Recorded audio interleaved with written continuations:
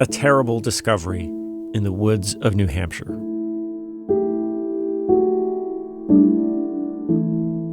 In 1988, just 15 miles away from Brook State Park, police were called to the scene of a murder. A woman, 7 months pregnant, had been stabbed and strangled. This time, police solved the mystery. They tracked the killers and got them to confess. Anyway, we got there, she struggled. Jason drove the knife in her back, stabbed her again, I choked her. She fell to the ground. How many times did you stab her? All right. But what if it was all a lie? Coming February 20th from New Hampshire Public Radio, Brook, Season 2, a true crime story. I'm Jason Moon.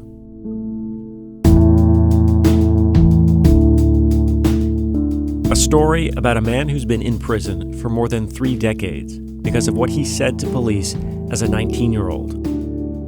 A story about the power of words on tape. There were going to be continued and repeated attacks that the police coerced, intimidated, promised, threatened.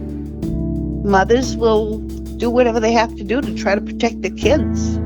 A story about what happens when an official narrative is challenged by new storytellers. Our story can change. Their story just won't. If Jason was able to come to court and tell this family that he was remorseful and took responsibility for this murder, that might provide some comfort. But it would be a lie.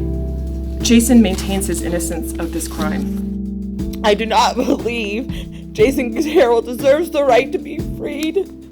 Why does he deserve a life and not my mother? You're screaming at the top of your lungs that, you didn't do something. And it's almost as if the world can't hear you. I am tired of being looked at like some kind of animal.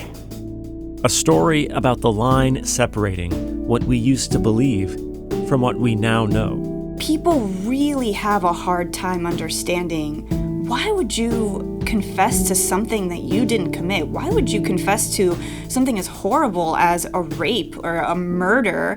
What are you?